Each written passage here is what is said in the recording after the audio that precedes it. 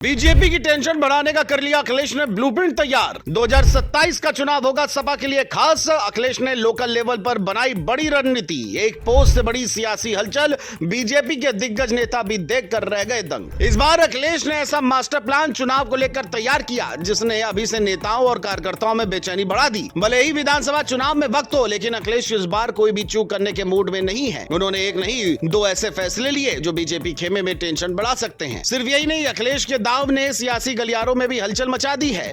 दो फैसलों ने न सिर्फ राजनीति पे तूफान खड़ा किया, बल्कि कहीं सपा नेताओं के चेहरों पर मुस्कान तो कहीं विरोधियों की नींद उड़ चुकी है। खबरों की माने तो अखिलेश यादव ने सोशल मीडिया पर ऐलान किया कि यूपी के 75 जिलों के लिए अलग अलग घोषणा पत्र पेश किया जाएगा। मथुरा, वृंदावन, हाथरस, आगरा जैसे जिलों का नाम खुद अखिलेश ने उदाहरण देकर दिया। इसका मतलब साफ है कि सपा अब हर जिले के हिसाब से मुद्दों को उठाएगी। वही किसानों के लिए खेती, व्यापारियों के लिए कारोबार, युवाओं के लिए रोजगार और आम जनता के लिए सड़क, बिजली, पानी जैसे मुद्दों को लोकल लेवल पर उठाया जाए। राजनीतिक जानकार कह रहे हैं कि ये बीजेपी के लिए बड़ी चुनौती बन सकती है, क्योंकि बीजेपी अब तक बड़े बड़े नारे देकर चुनाव लड़ती आई है, लेकिन अखिलेश का ये दाव जनता से सीधा कनेक्ट करेगा। सिर्फ यही नहीं, 2012 के विधानसभा चुनाव वाला भी दाव इस बार अखिलेश चलने जा रहे हैं। खबरों की माने तो उस वक्त सपा ने अपने एक साल पहले ही उम्मीदवार घोषित कर दिए थे और ये कदम इतना कारगर साबित हुआ कि पार्टी को अकेले दम पर पूर्ण बहुमत मिल गया। खबर है कि अखिलेश उसी रणनीति को दोहराने जा रहे हैं। जल्दी प्रत्याशी घोषित करने से उम्मीदवारों को जनता तक पहुंचने और अपनी पकड़ मजबूत करने का ज्यादा वक्त मिलेगा। साथ ही बगावती नेताओं को भी शांत करने का समय रहेगा। यानी ये फैसला संगठन को भी मजबूत करेगा और चुनावी मैदान में भी फायदा देगा। जानकारों का भी मानना है कि सपा का लोकल मैनिफेस्टो बीजेपी के लिए बड़ी परेशानी खड़ी कर सकता है,